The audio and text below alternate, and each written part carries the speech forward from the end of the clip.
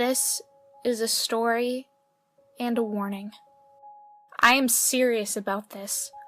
Always block your webcam. Duct tape is the easiest option, but there's plenty of other ways.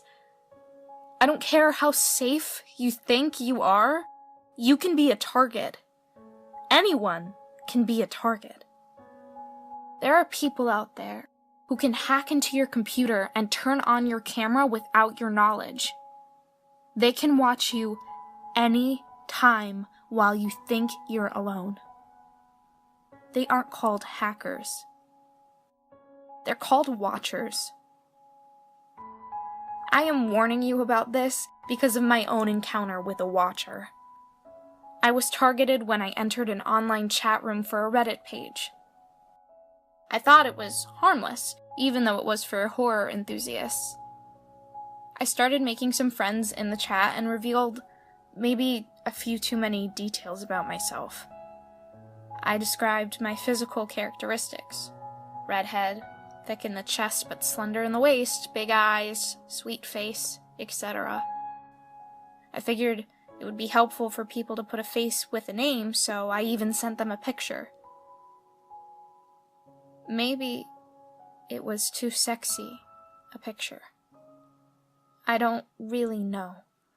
But I made a few friends and had fun talking with them. Then someone specific took a liking to me. He said his name was Seamus. I pronounced it Seamus for the longest time until he corrected me. We would chat in the room for hours. Soon it moved to Skype. I never did video chat, only typing. I figured that it was innocent. He said he was my age. We had a lot in common. We both were gamers, we both loved computers, and we both had cats. He was funny and sweet. I really liked chatting with him. But soon he started asking me weird questions. Like, one day he asked me if I had a bunk bed. I said no, but he kept pushing me, telling me he had this feeling that I had a bunk bed. Truthfully, I did. But why would I share that? Finally, I relented and I told him. It was a weird moment, but I brushed it off. Next, he started guessing my favorite bands. It was really strange. It was like he could read my mind. He even guessed my favorite movie, Shakespeare in Love. I didn't like our conversation so much anymore. He knew way too much about me. He started asking me if I knew how to dance. I said no, but he pushed me to try. He said, "No one's watching you, just dance around right now in your bedroom." I told him that I did, but I didn't. He told me he knew when I didn't do it and was disappointed in me. He said he wouldn't talk to me again if I kept lying to him. That's when I noticed the little blue light on my webcam was on. Thank God I never used the camera, so it was thrown haphazardly on the side of my desk. It didn't capture my face or body at all, just the bed and the wall of posters behind it. I cringed a bit and then went to work. Watchers are idiots. They think they're immortal just because of the cyberspace between them and their victims.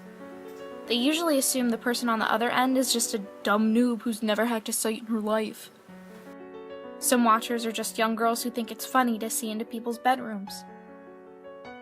But most watchers like to jerk off while their victims sit, unknowingly. I typed to him, "You really want to see me dance for you?" He typed back instantly, "Yes, yes." The thing about watchers is that they never do anything beyond watching. They are fucking cowards. They get their jollies and then move on, but us visitors, we do more than watch. So I flipped on my view of his webcam. Of course, I'm a much better hacker than him, so his light never turned on. Seamus was an older man sitting in a boring room, probably his study. He had his dick out in his hands and was eagerly waiting for me to come into view of the camera. He'd been waiting almost 2 months for just one glimpse of me. Pretty stupid, if you ask me. So, I gave him what he asked for. On his screen, he saw the back of a girl's head rise into vision. He leaned closer, almost drooling. Then I turned the body to face him. The girl's decomposed face filled his screen. She'd been dead for months, so her face was a fleshy pit of maggots and half-eating eyes. Seamus, real name Ron, screamed and nearly squeezed his dick off. I laughed. Bet he wasn't expecting this cute little redhead to actually be an adult woman with a propensity for violence. Then, I turned the camera to my face. I wore my usual black ski mask. Ron tried desperately to turn off the feed, but I had locked it. He was stuck. I laid the body of the dead girl over my lap. I pushed on one of her cheeks until it sank deep into the skull. Ron vomited, but did not leave the room. Then I wrote him 2 little love notes. They said, "It's rude to watch, Ron Johnson," with his address at the bottom. The second one said, "Much better to visit." Don't bother looking for him. I'm typing this from his computer right now. So as you can see, you should always put duct tape over your camera. That way, you don't get those disgusting watchers seeing into your life without permission. The best part of the duct tape? It provides a challenge to us visitors. It makes us much harder to find you.